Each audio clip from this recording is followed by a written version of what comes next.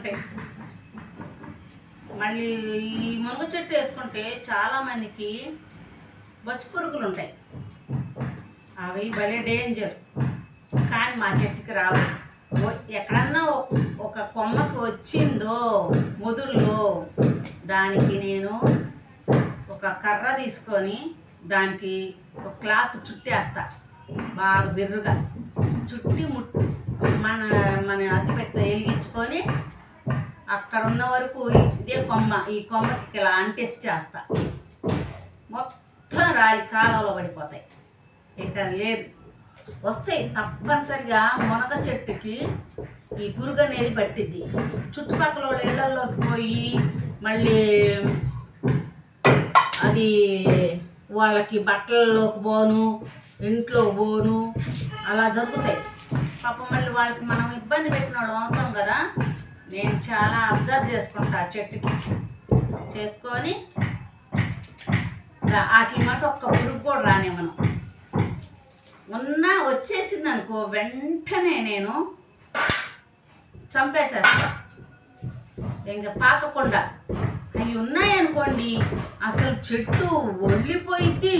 కాయలు కూడా సన్నసన్నగా వచ్చినవి కూడా లావు కాకుండా వాటికి అవే చివరి నుంచి ఎండుకుంటూ వస్తుంటాయి.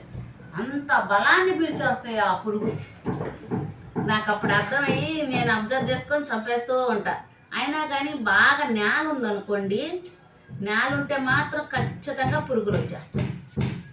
మాకు సిమెంట్ రోడ్డు కదా, చుట్టూతో పాది ఒక్కటే, అందుకే తక్కువ వస్తాయి మాకు.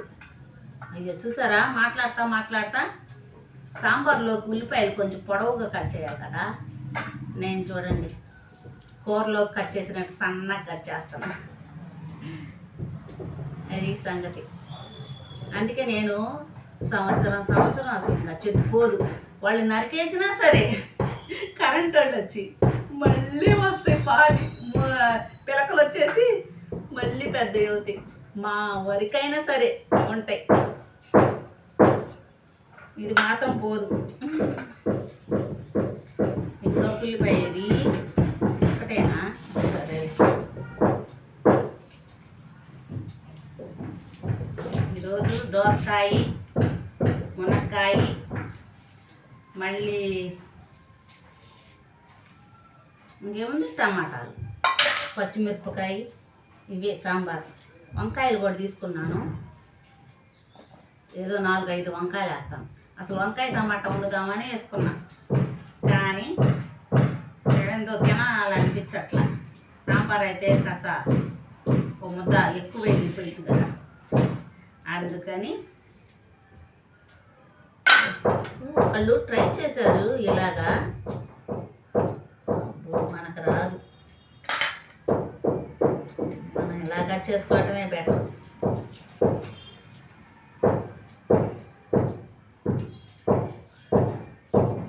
బిర్యానీలో కట్ చేసినట్టు చేస్తాం.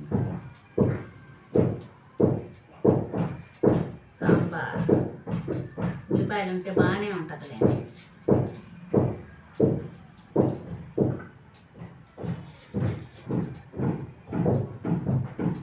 మా ఇంటి పైన వర్క్ జరుగుతుంది,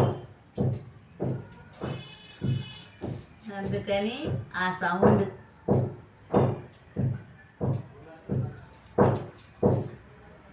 ఓకేనా, అయిపోయింది. ఉల్లిపాయలు ఇవన్నీ కట్ చేశాను. ఇవి కూడా కడిగి పెట్టుకున్నాను దీంట్లోనే.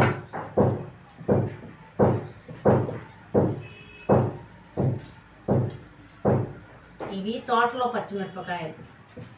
అమ్మ ఎంత గ్రీన్ కలర్లో ఉన్నాయో చూడండి. కొనుక్కునే అయితే తెల్లగా ఉంటాయి, అవి కాస్త మంట ఉండవు. ఇవి తోటలో కాయలు,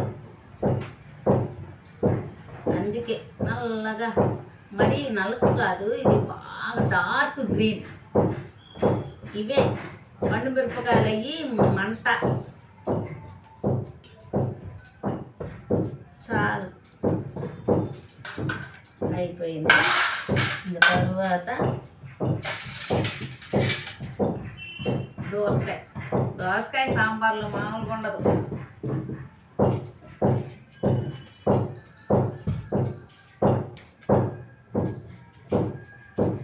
చేద్దామని డిసైడ్ అయిపోయా.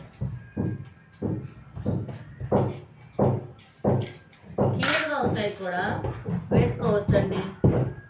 కర్ణాటకలో ఒకసారి కీర దోసకాయ కూడా సాంబార్లో వేసారు. మనం తినటానికే కాదు, కీర దోసకాయ కూడా సాంబార్లో వేసుకోవచ్చు, బాగుంటుంది.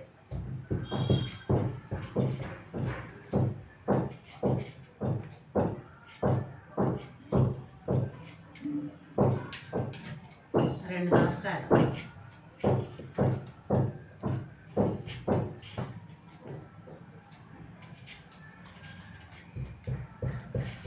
ఈ మధ్య నేను లాంగ్ వీడియోలు పెట్టట్లేదు, తినేది పెట్టట్లేదు, స్పెషల్ చూపించట్లేదు. ఎందుకంటే మా ఇంటి పైన వర్క్ జరుగుతుంది, అందుకని నేను ఆ ఎండలో కూర్చుంటున్నా. అంటే కూలికి ఇచ్చామన్నమాట, కాంట్రాక్ట్ కాదు. కూలికి అయితే నీట్గా బాగా చేస్తారని దగ్గరుండి చేయించుకుంటున్నాం పని. అందువల్ల నేను నల్లగా బొగ్గైపోయాను. ఏంటంటే నాకు తలనొప్పి వస్తుందని డి విటమిన్ కావాలన్నారు. ఎండలో కాసేపు కూర్చోండి అన్నారు డాక్టర్స్.